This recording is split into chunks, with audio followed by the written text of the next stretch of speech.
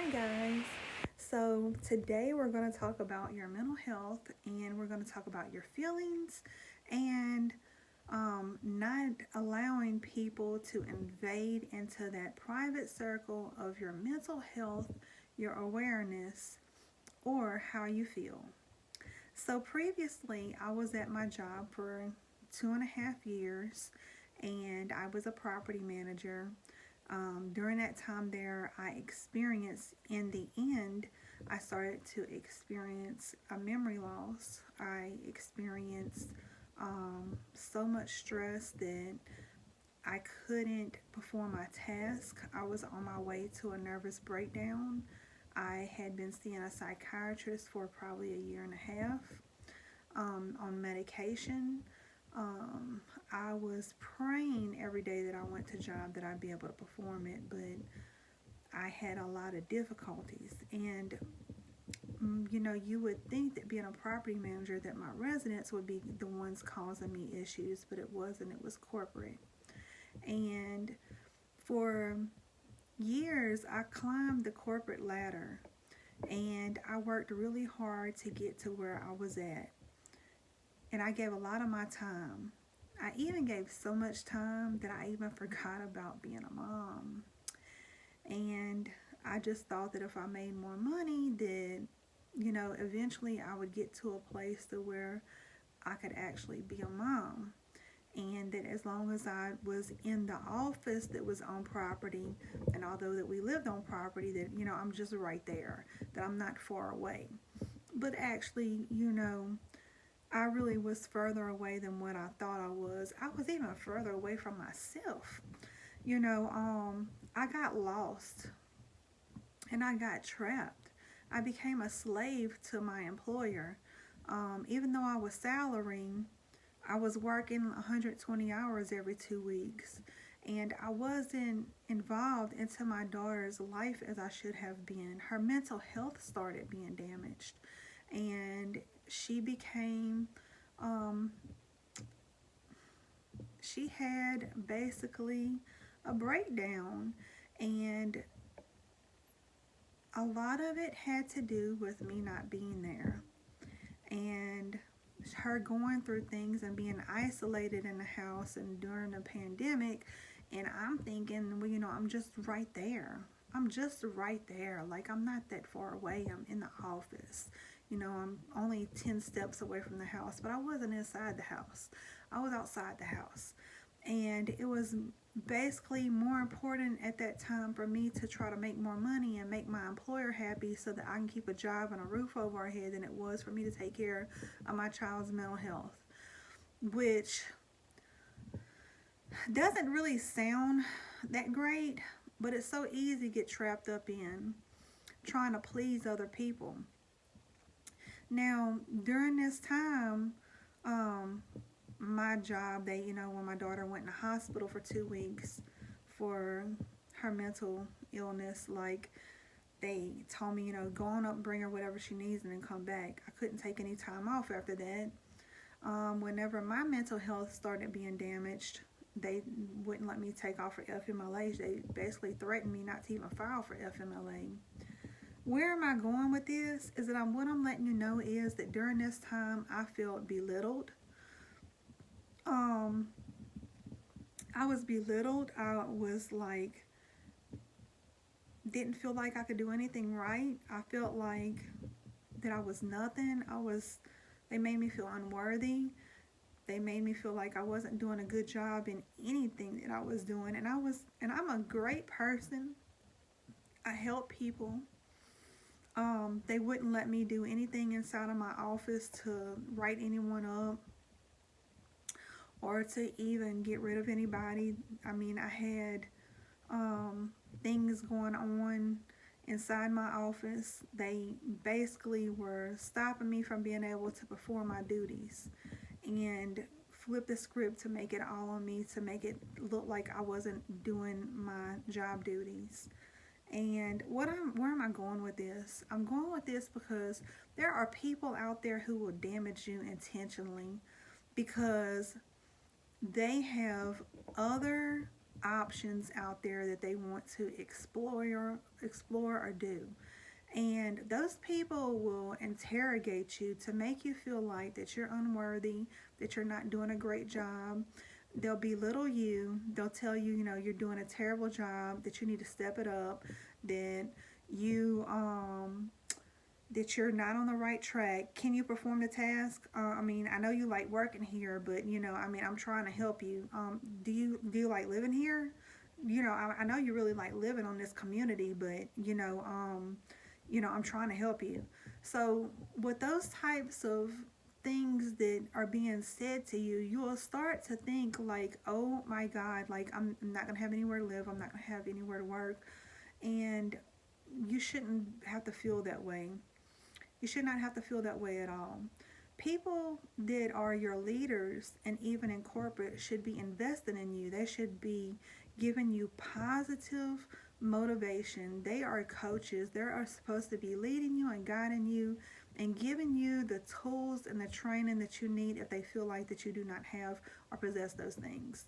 And I just wanted to tell you that in the end, I almost lost my mind. In the end, I almost lost my memory. I was under so much stress that, like I said, I started like going to work, and I would have to say, like, I would have to keep taking breaks for my mental health. And I would have to say, okay, Liz, it's time to, like, okay, stop for a minute, regroup. And it was almost like having a computer. Just picture a computer, and your computer does not work efficiently. And you have to stop that computer and you have to turn it back on. So you have to keep restarting. So you have to keep restarting because it keeps going down. It keeps going down. So you have to keep restarting. I have to keep restarting. And a lot of it had to do with the stress that I was under. And because I wasn't doing a good job and they were throwing so much stuff at me and like would not offer any assistance or help, although that it was more on my plate than what any property manager could be able to do, literally. They would not step in and send help. However, they did send help after I was no longer there. So let me clarify that it's not, I'm not bitter because I thought I needed help and I really didn't need help. I'm not bitter. I am making myself aware, and I want to make others aware that your mental health matters. I had to keep restarting my mind, and I was on my way to a breakdown. I started forgetting things. I started walking into rooms and not knowing what I went in the room for. And I would brush it off. I brushed it off for a long time. And then I realized after I left that job that I had been forgetting things for months. And it wasn't until right at me leaving that job that where we moved to, that my neighbors were making a lot of noise, and so I wanted to see what apartment it was. So I went upstairs. Well, I was going to go upstairs go see what apartment it was, but I left out my bedroom and walked into the kitchen getting ready to leave out the door. But once I made it to the kitchen, I couldn't figure out if I should go out the front door or go out the patio door.